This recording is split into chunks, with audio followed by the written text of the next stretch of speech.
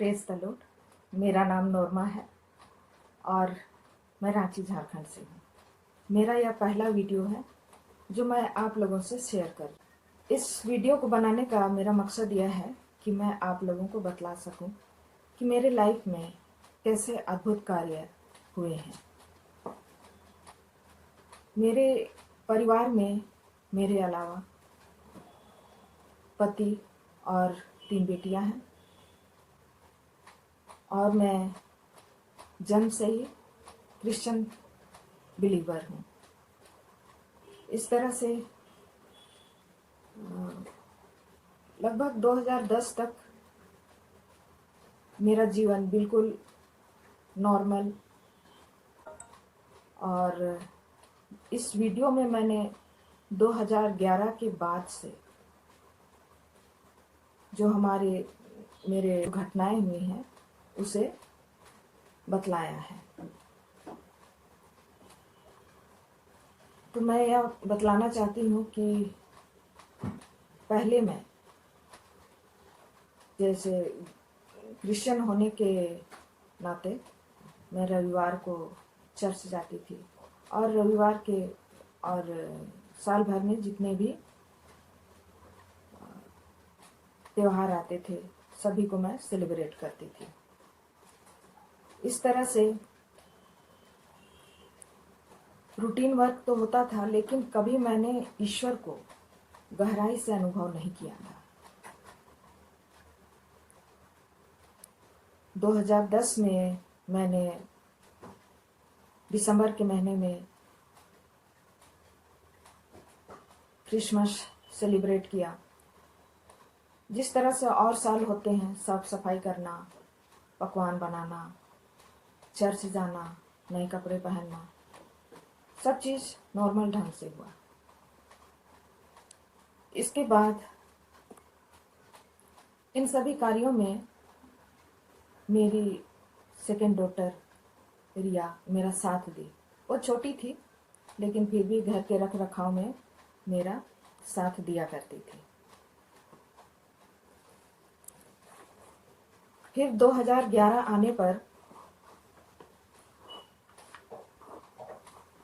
फरवरी के महीने में मैंने नोटिस किया कि उसे खाने की रुचि घट गई है और उसको फीवर भी कंटिन्यूअस आ ही रहा है। छोटी थी फिर भी वह उसे बर्दाश्त करने का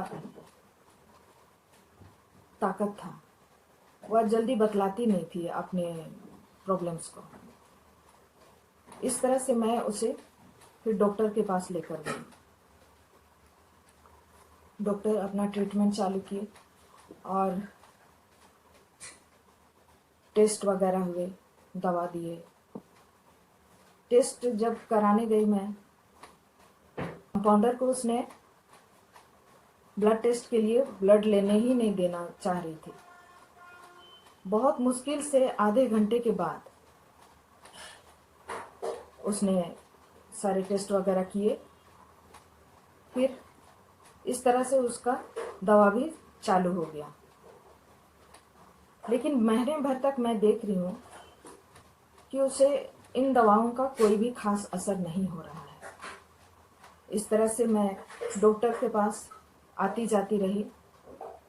रिव्यू टेस्ट, बहुत सारे पैथोलॉजिकल टेस्ट अलग अलग पैथोलॉजिकल सेंटर में, और ऐसे उसका ट्रीटमेंट चलता रहा। यहाँ मैं बतलाना चाहती हूँ कि ट्रीटमेंट शुरू करने से पहले मैंने एक प्रेयर वॉरियर के यहाँ इसकी बीमारी को लेकर प्रार्थना करवाई थी। इस प्रार्थना में मैंने सभी कुछ ईश्वर को समर्पित किया। डॉक्टर्स को, उसकी बीमारी को, दवा को, हर एक परिस्थिति को मैंने ईश्वर के चरणों में समर्पित किया।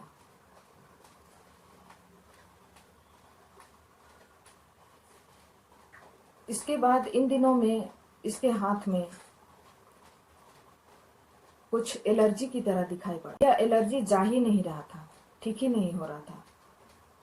लेकिन जब दवा चेंज करते करते डॉक्टर ने कुछ ऐसा मेडिसिन चेंज किया कि वो एलर्जी उसके हाथ से चला गया। अगली विजिट में मैंने डॉक्टर से इस बात का जिक्र किया और डॉक्टर यह सुनकर चौंक गए।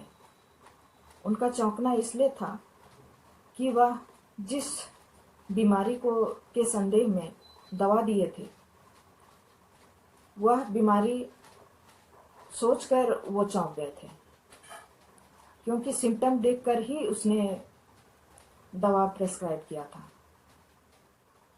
और वो दवा उसे काम आ गया। लेकिन यहाँ ये है कि इस दवा का भी साइड इफेक्ट है। अतः डॉक्टर जी का कहना था कि हम दवा तो दे देंगे, लेकिन डोज सही पता नहीं चलेगा और डोज सही होना चाहिए, नहीं तो वो बॉडी में ऑपोजिट रिएक्शन भी कर सकता है। अतः आप लोगों को बेटी को लेकर बाहर ट्रीटमेंट के लिए जाना पड़ेगा। या तो आप एम्स जाइए या भेलोर जाइए। वैसे मुझे डॉक्टर के इस बात पर हैरानी हुई कि इतने बड़े शहर में ऐसी कौन सी बीमारी है जो इलाज नहीं हो सकता है। फिर मैंने दूसरे डॉक्टर के पास उसे लेकर गई और दूसरे डॉक्टर का भी यही ओपिनियन था कि इसे आप बाहर ही लेकर जाइए। तब मैंने अपने पति को फ़ोन किया कि छुट्टी का इंतज़ाम करके आइए, हम लोगों को रिया को लेकर बाहर जाना है ट्रीटमेंट के लिए। एम्स थोड़ा हमारे लिए असुविधा होता, इसलिए हम भेलोर जाना निश्चित किए। और यहाँ भी ईश्वर ने भेलोर जाने के क्रम में अपना अद्भुत काम दिखाया। रिया का ट्रीटमेंट फरवरी से चालू हुआ था, लेकिन यह समय आते आते मार्च खत्म हो गया और हम अप्रैल में भेलोर गए। यहाँ पर रिया के जो बीमारी फीवर फरवरी में स्टार्ट हुआ था, वो अब तक उसको आता ही रहता था। इस तरह से यहाँ भी ईश्वर ने अद्भुत कार्य दिखाए। अद्भुत ढंग से हमारा टिकट का इंतज़ाम हुआ और यहीं से रांची से ही हमने रजिस्ट्रेशन कराया और अपॉइंटमेंट लिया।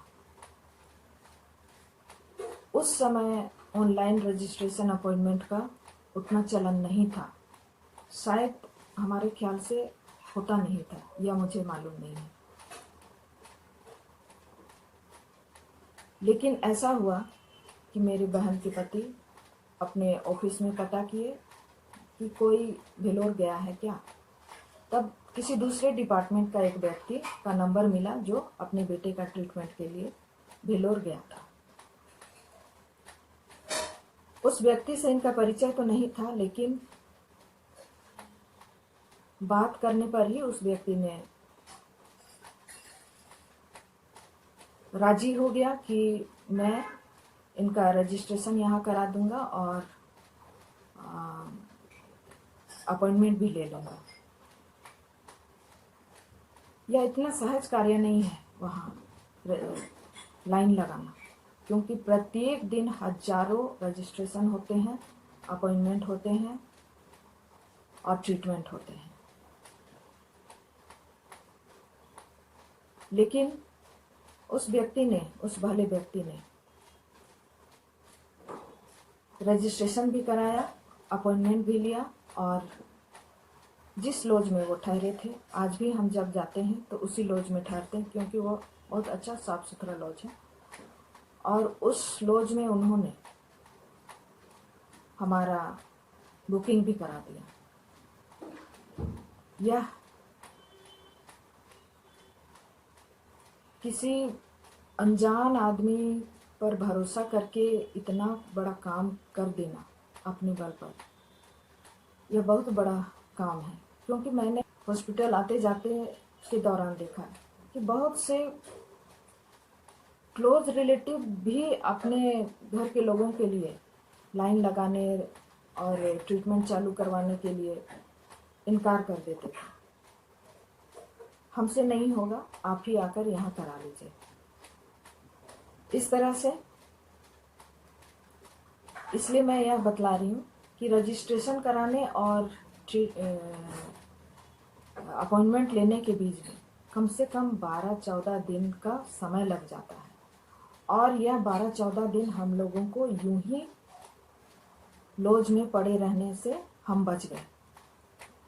इस तरह से अपॉइंटमेंट के 2 दिन पहले हम भेलोर पहुँचे, और वहाँ पहुँचने के बाद हमने वहाँ इसका सारा सेटअप किया। उस व्यक्ति के साथ जाकर, उस भैया जी के साथ जाकर मेरे पति ने पूरा हॉस्पिटल का जायजा लिया। कहाँ ट्रीटमेंट होता है, कहाँ टेस्ट होता है, कहाँ इमरजेंसी है, कहाँ ब्लड बैंक है, इमरजेंसी कहाँ है, यह सारा कुछ उन्होंने चप्पा चप्पा छान लिया। इस तरह से बेटी का रजिस्ट्रेशन के आधार पर एक क्रिस कार्ड भी बन गया, जिसके द्वारा सभी जगह पेमेंट, अपॉइंटमेंट, हर तरह का चीज होता है।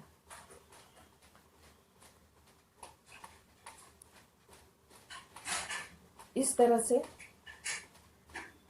हम वहाँ पहुँच तो गए, लेकिन अभी तक पहली बार हम ऐसे जगह में गए थे, तो हमें असुविधा तो नहीं हुई, लेकिन हम ये समझ नहीं पा रहे थे कि हम कैसे आगे ट्रीटमेंट करा पाएंगे। फिर भी हमने ईश्वर को अपने साथ महसूस किया, और जिधर भी हम गए हमें कोई भी असुविधा नहीं हुई। सब वहाँ हमें हेल्प करने के लिए तैयार रहते थे। आपको ये बता दें कि अभी तक बेटी को बहुत फीवर आता ही रहता था। 102, 103 पैरासीटामोल देने से जब तक उसका असर रहता था वो ठीक रहती थी, और उसके बाद से फिर सेम चीज हो जाता था। ऐसे में वह दिनों दिन कमज़ोर होती गई, और खाना भी बहुत मुश्किल से वो खा पाती थी।